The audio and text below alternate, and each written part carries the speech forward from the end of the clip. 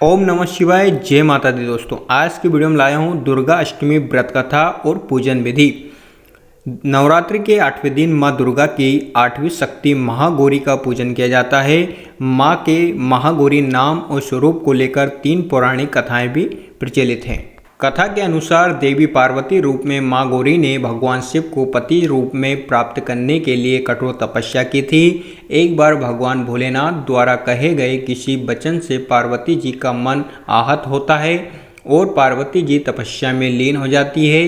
इस प्रकार वर्षों तक कठोर तपस्या करने पर जब पार्वती नहीं आती तो पार्वती को खोजते हुए भगवान शिव उनके पास पहुँचते हैं। वहां पहुंचकर वे पार्वती को देखकर आश्चर्यचकित रह जाते हैं। पार्वती जी का रंग अत्यंत ओजपूर्ण होता है। उनकी छटा चांदनी के समान श्वेत और कुंद के फूल के समान धवल दिखाई पड़ती है। उनके वस्त्र और आभूषण से प्रसन्न होकर देवी उमा को गौरवपर्ण का वरदान देते हैं और वे पूजन विधि। दुर्गा अष्टमी तिथि परम कल्याणकारी, पवित्र और सुख देने वाली और धर्म की वृद्धि करने वाली है। अष्टमी को माँ भगवती का पूजन करने से कष्ट दुख मिट जाते हैं और शत्रुओं पर विजय प्राप्त होती है। माँ की शास्त्रीय पद्धति से पूजा करने वालों रोगों से मुक्त होकर धन वैभव से संपन्न होते हैं। देव, दानव, राक्षस, गंधर्व, नाग, यक्ष, किन्नर, मनुष्य आदि सभी अष्टमी और नवमी को ही पूजते हैं। कथाओं के अनुसार इसी तिथि को माँ ने चंड मुंड राक्षसों का संहार किया था। माँ अष्टमी के दिन माता गौरी की पूजा की जाती है। माँ अष्टमी के दिन स्नान के बाद माँ दुर्गा का षोडशोपचार पूजन करें।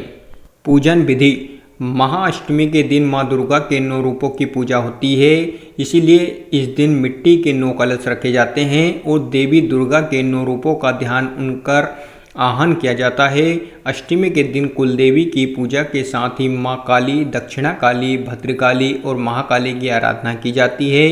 अष्टमी माता को नारियल का भोग लगा सकते हैं, लेकिन इस दिन नारियल खाना निषेध है क्योंकि इसके खाने से बुद्धि का नाश होता है।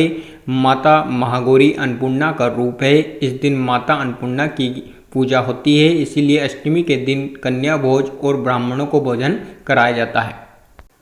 भोग। नंबर 1, खीर, मालपुए, मीठा हलवा, पूरन पोली, केले, नारियल, मिष्ठान, घेवर, घी, शहद, तिल, गुड़ माता को अर्पित करें। यदि अष्टमी को पारायण कर रहे हैं तो विविध प्रकार से महागौरी का पूजन कर भजन, कीर्तन, नृत्य आदि उत्सव मनाना चाहिए। विधिवत प्रकार से पूजा हवन कर 9 कन्याओं को भोजन खिलाना चाहिए। हलवे आदि प्रसाद वितरित करना चाहिए। इससे महागौरी आपसे प्रसन्न होगी। इन नियमों के अनुसार अगर आप व्रत रखते हैं और महागौरी की पूजन करते हैं तो अवश्य माँ गौरी का आशीर्वाद आप पर बना रहेगा। अगर आपको वीडियो अच्छी लगी हो तो like, share, comments and subscribe करना ना भूलें। Thank you so much all of you.